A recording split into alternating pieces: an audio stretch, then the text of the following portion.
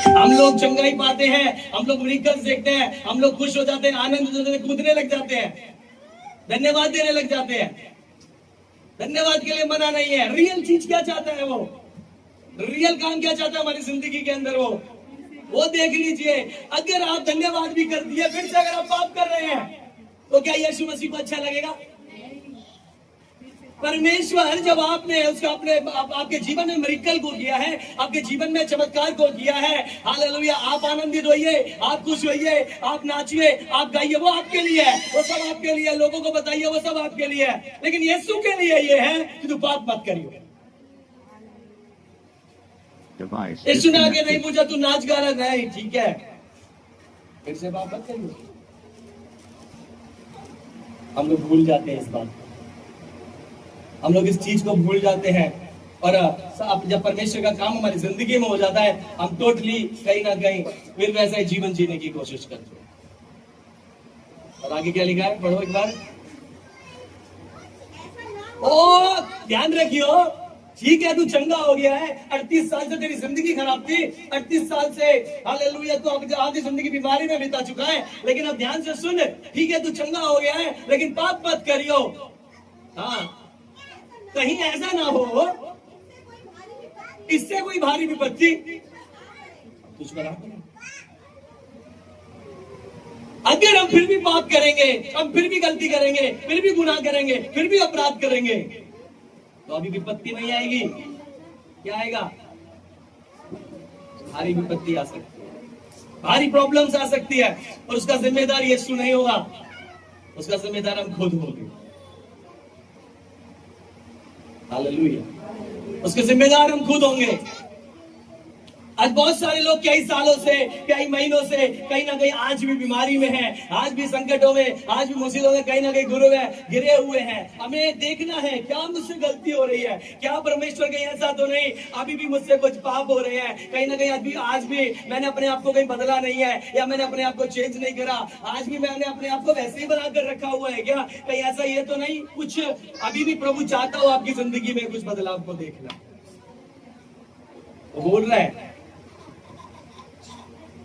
अगर हमें दोबारा अगर हमारे पास हमारी सिचुएशन आ रही है, देखो हम पिछली बार एक वचन पढ़े, अधूरे सुधार में विपत्ति। जब एक व्यक्ति में से दुष्ट आत्मा निकलती है तो वो जाती है, इधर उधर घूमती है, जब उसे कोई जगह नहीं मिलती, कोई ठिकाना नहीं मिलता, तो वो वापिस उसी घर में आती है जहां से वो निकल कर गई है। और कहते हैं कि जब वो आती है उसको देखती है, निहारती है और उसको सजा सजाया पाती है, तो सातों कौन लेकर आएगी? ये साथ क्या है? ये पहले विपत्ति थी, अभी उसको कह रहा है पहले तो तू विपत्ति में, तो कहीं ऐसा ना हो अब तेरे ऊपर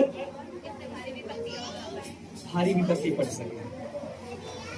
परमेश्वर हर किसी को चंगा करके, कई जगह उसने बोला है, हर किसी को चंगा करके प्रभु ने बोला पाप मत करियो। एक स्त्री जो व्यभिचारिणी थी, जब वो पाप में पकड़ी गई, आप पढ़ सकते हैं उसको, ये जॉन 8:11 पढ़िए कोई जल्दी से, यूहन्ना 8:11। हे प्रभु,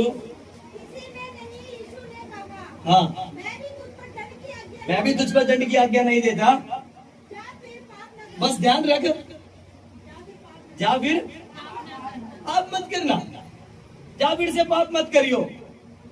सब लोग तुझे दंड देने के लिए आए थे, लेकिन वो पापी थे, वो चले गए। लेकिन तू ध्यान रख, अभी यीशु मसीह किसी को पाप देने नहीं आया, किसी को दंड देने नहीं आया, अभी आया है वो दंड से बचाने के लिए। यीशु मसीह का समय था दंड से बचाने के लिए। यीशु बोल रहा है लेकिन अब ध्यान रख, पाप मत करियो।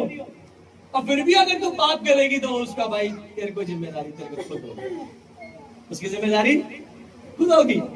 परमेश्वर वार्न कर देता हमें पहले ही, अब इसकी जिम्मेदारी मैं नहीं, अब तू खुद होगा। मेरे प्रियो, परमेश्वर हमारी जिंदगी में इसलिए काम करता है, हम उसको हालेलुया गवाही देकर हम खड़े हो जाएं समाज के अंदर। प्रभु यीशु मसीह हमारे जीवन में इसलिए मिरेकल्स करा, हम उसकी सच में उसके महिमा के लिए ठहर सके। अगर पाप करते रहेंगे तो हम महिमा के लिए नहीं ठहर सकते।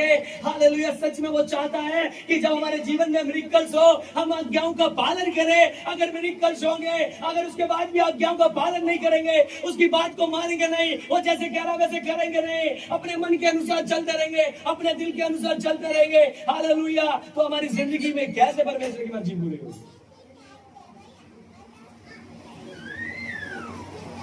हालेलुया।